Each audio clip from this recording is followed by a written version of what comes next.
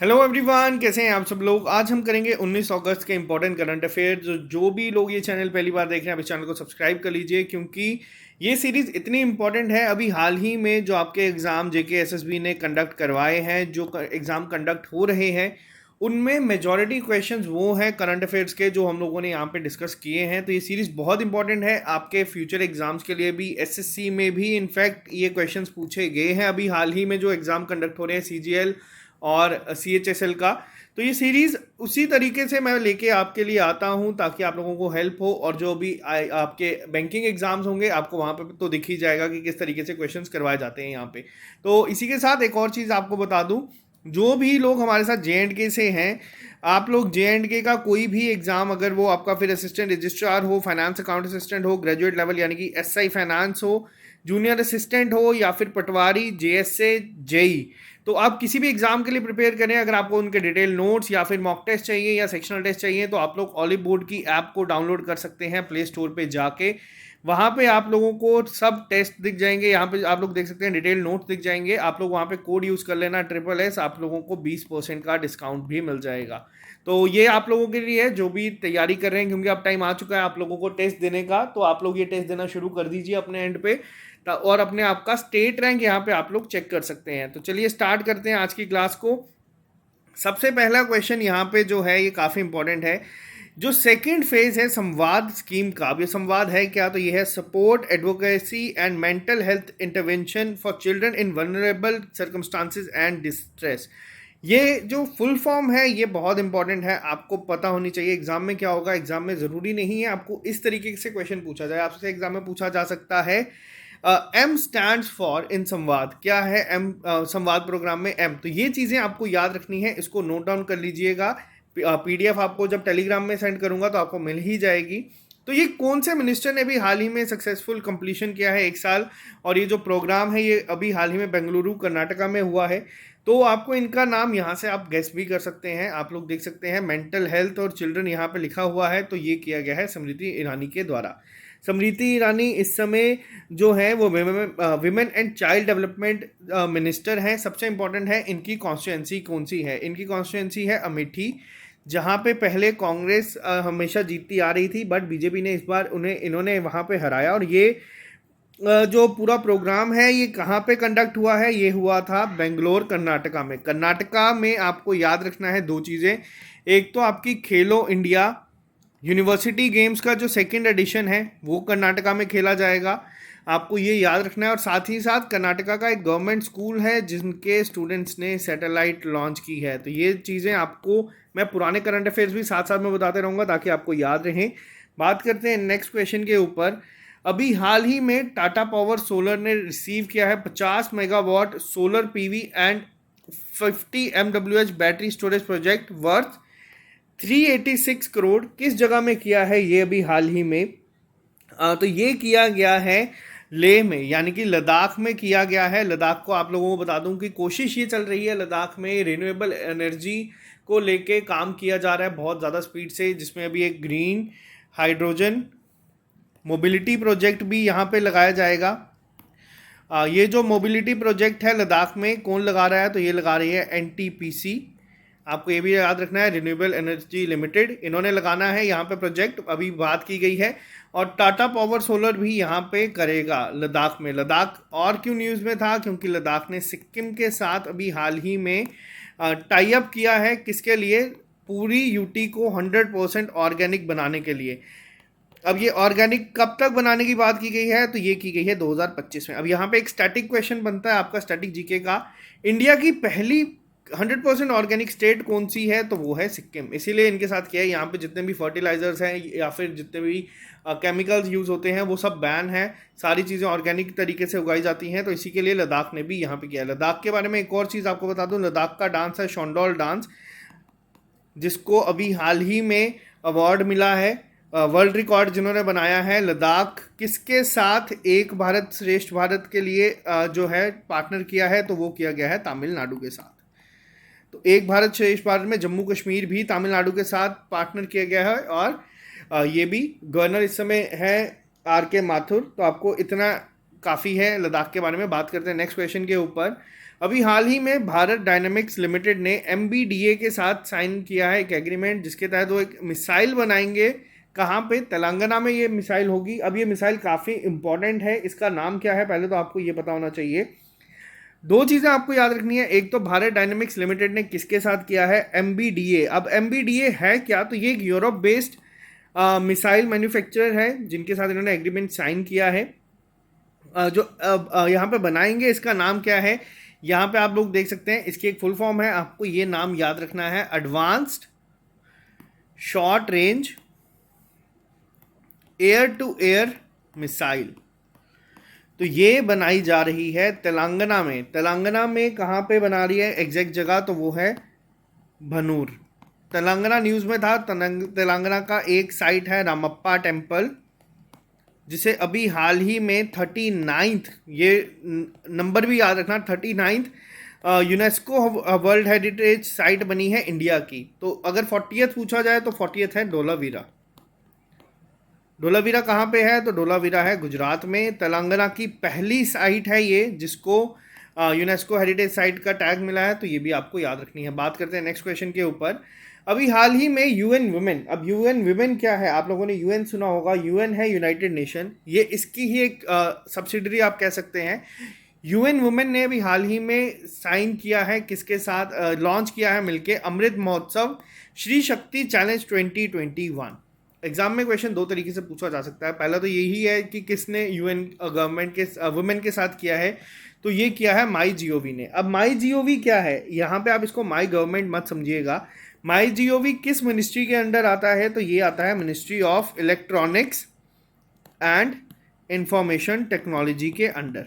पहला पॉइंट आप याद रखिएगा, ये MyGov के साथ इन्होंने जो साइन किया है, आपको इसका नाम भी याद रखना है, श्री शक्ति चैलेंज 2021। अब इसमें है क्या? तो ये किया गया है नारी सशक्तिकरण के लिए।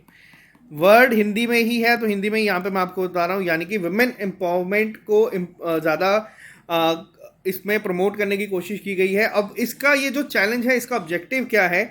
यहाँ पे ये रखा गया है कि जितने भी वुमेन एंटरप्रेन्योर्स हैं यहाँ पे इंडिया में, वो लोग लेके आएंगे अपने आइडियाज़ या टेक्नोलॉजी सॉल्यूशंस, जिसके तहत वुमेन सेफ्टी के ऊपर काम किया जाएगा। तो ये आपको याद रखना है, जो विनर होगा उसको कैश प्राइज दिए जाएंगे, ये अलग है, लेकिन आपको ये नाम याद रखना है, कौन पार्टिसिपेट कर सकता है ये भी याद रखिएगा। MyGov ने किया है UN वुमेन के साथ, तो ये काफ़ी इंपॉर्टेंट है। अब यहाँ पे अगर मैं आपको एक और चीज़ बता दूँ वुमेन एंटरप्रेन्योरशिप के रिलेटेड, JNK में 2 स्कीम्स चल रही हैं। JNK की जो स्कीम्स हैं उनका नाम क्या है? एक तो है हौसला स्कीम और एक का नाम है तेजस्विनी। तो इसके तहत वुमेन एंटरप्रेन्योरशिप को प्रमोट करने की काम किया जा रहा है, तो ये दोनों भी आपको याद रखने हैं। बात करते हैं नेक्स्ट क्वेश्चन के ऊपर। अभी हाल ही में किस इंस्टीट्यूट ने ministry of road transport and highways के साथ एक कोलैबोरेट किया है, जिसके तहत रोड सेफ्टी पैनलिंग या फिर इंटेलिजेंट ट्रांसपोर्ट सिस्टम जो है वो बनाए जाएंगे? तो ये भी हाल ही में किया गया है। किसके द्वारा किया गया है? तो ये किया गया है आपका IIT मद्रास के साथ। इसको आप लोग याद रखिएगा, साइंस के क्वेश्चंस में ये पूछे जाते हैं एग्जाम में। Ministry of road and highway के इस समय ट्रांसपोर्ट एंड हाईवे मिनिस्टर कौन है? तो वो है नितिन गडकरी जी। नितिन गडकरी की कॉन्स्टिट्यूंसी क्या है? तो नितिन गडकरी की कॉन्स्टिट्यूंसी है नागपुर में, तो आपको ये भी याद रखना है। अगर मिनिस्टर ऑफ स्टेट पूछा जाए कौन है इसका, तो मिनिस्टर ऑफ स्टेट्स आजकल पूछे जाते हैं, तो वो कौन है इस समय? तो वो है विजय कुमार, जनरल विजय कुमार, रिटायर्ड हैं ये विजय कुमार। ये विजय कुमार सिंह जो है, इनकी कॉन्स्टिट्यूंसी कहाँ पे है? तो ये है गाजियाबाद, यूपी में। और यूपी एक और वजह से बहुत इंपॉर्टेंट है, एग्जाम में पूछा जाएगा, पॉड टैक्सी जो है पहली बार इंडिया की कहाँ पे चली है? यूपी में चलाई गई है, तो ये भी आपको याद रखना है। बात करते हैं नेक्स्ट क्वेश्चन के ऊपर।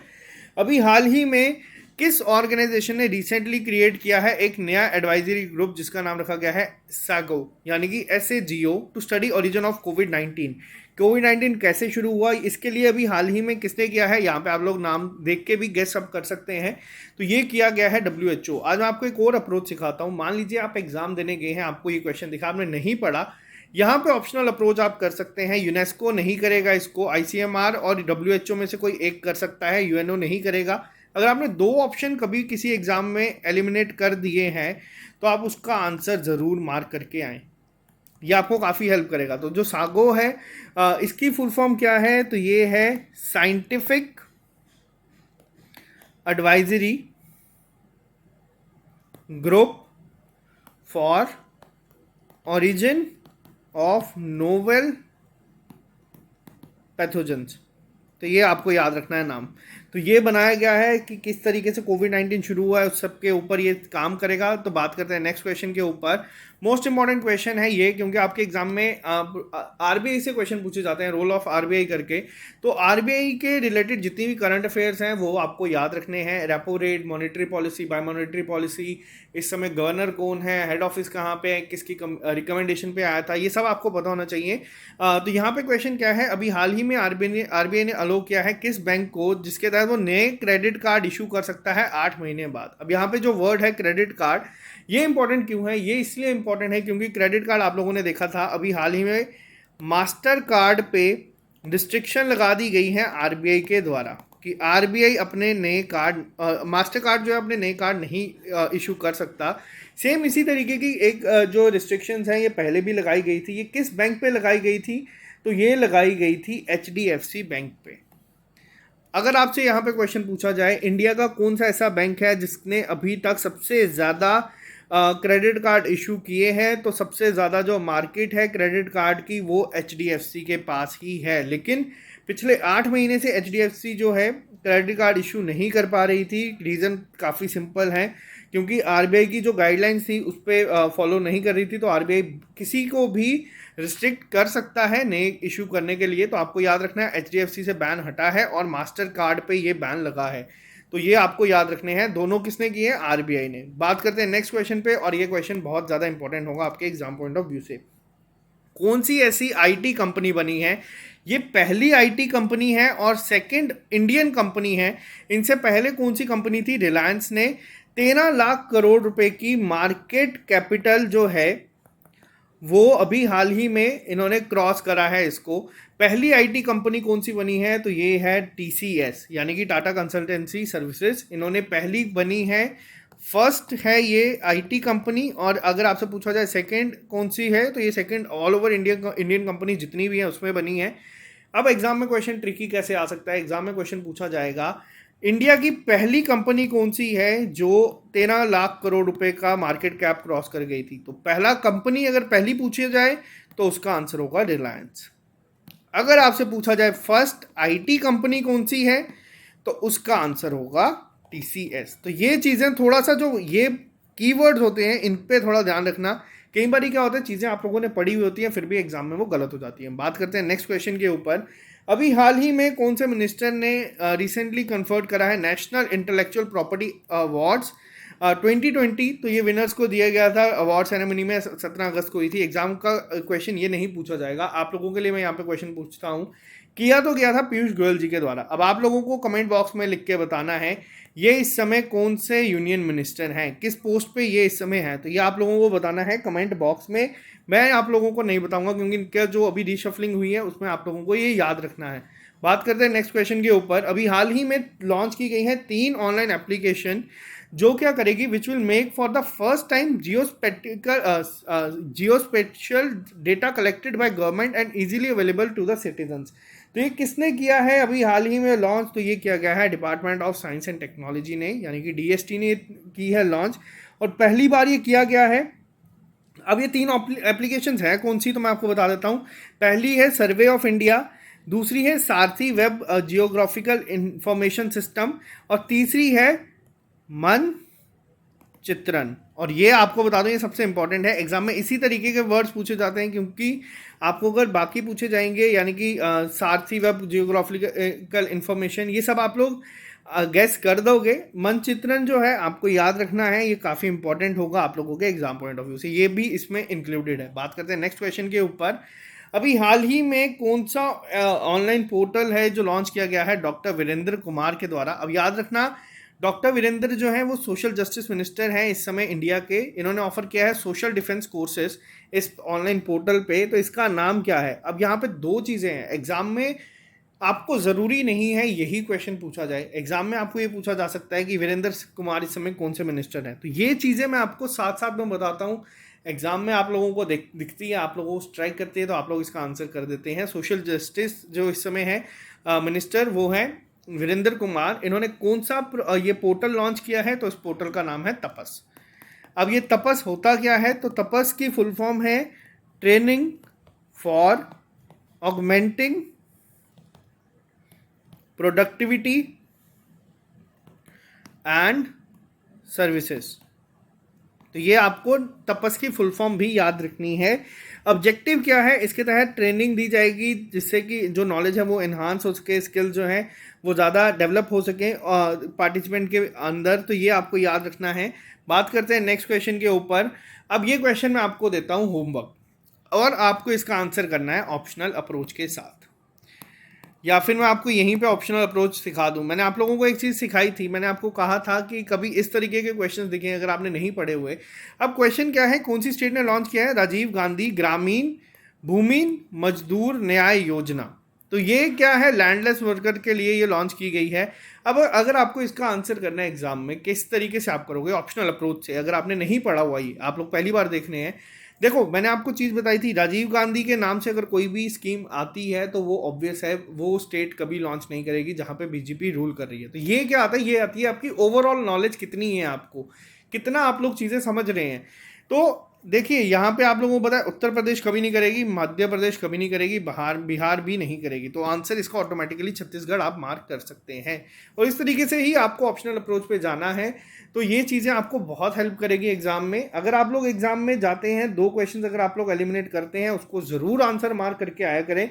तो ये थे आज के इंपॉर्टेंट करंट अफेयर्स। मिलते हैं आप लोगों से शाम को नए लेक्चर के साथ। और अगर आप लोग प्रिपेयर कर रहे हैं JNK के किसी भी एग्ज़ाम के लिए जो कि स्टार्ट हो चुके हैं, अभी हेल्थ एंड मेडिकल डिपार्टमेंट का जो एग्ज़ाम चल रहे हैं वहाँ पे क्वेश्चंस वो पूछे गए हैं जो आपको इस टेस्ट सीरीज़ में देखने को मिले हैं। तो ये काफ़ी अच्छी चीज़ है जो हम लोग आपको पढ़ाते हैं, और जो चीज़ें हम लोग आपको रिकमेंड करते हैं वहाँ से अगर पेपर में क्वेश्चंस आए तो वो बहुत अच्छी बात लगती है हम लोगों के लिए भी, आप लोगों के लिए भी। और अगर आप ये चैनल पहली बार देख रहे हैं, आप इस चैनल को सब्सक्राइब कर लीजिए ताकि आप लोगों को हर एक अपडेट मिलता रहे। मिलते हैं आप लोगों से बहुत जल्द 20 अगस्त के करंट अफेयर्स के साथ। दीजिए इजाज़त, bye, take care, all the best.